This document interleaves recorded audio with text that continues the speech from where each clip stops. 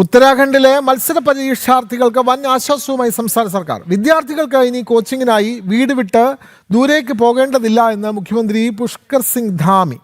സാമ്പത്തിക ശേഷിയില്ലാത്ത സാധാരണക്കാർക്കും മലയോര മേഖലകളിലെ ഉദ്യോഗാർത്ഥികൾക്കും ഒരേപോലെ പ്രയോജനപ്പെടുന്നതാകും പുതിയ പദ്ധതി.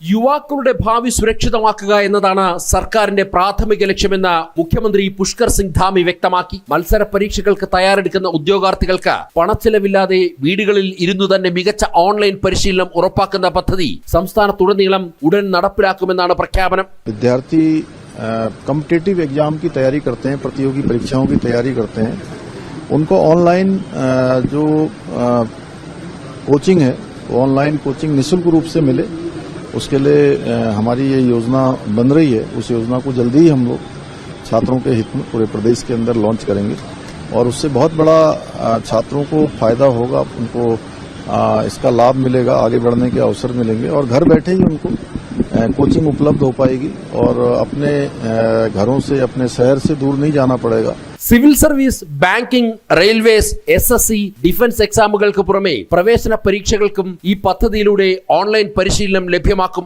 ദൂരസ്ഥലങ്ങളിലെ സ്വകാര്യ കോച്ചിംഗ് സെന്ററുകളിലേക്ക് പോകുവാനുള്ള വലിയ സാമ്പത്തിക ബാധ്യത ഒഴിവാക്കാൻ ഇതിലൂടെ ഉദ്യോഗാർത്ഥികൾക്ക് സാധിക്കും. മുഖ്യമന്ത്രി യുവ ഭവിഷ്യ നിർമ്മാൺ യോജന എന്ന് പേരിട്ടിരിക്കുന്ന വിപ്ലവകരമായ പദ്ധതി ഉത്തരാഖണ്ഡിലെ ഉദ്യോഗാർത്ഥികൾക്ക് പുതിയ പ്രതീക്ഷ നൽകുകയാണ്. ജനം, ഡൽഹി.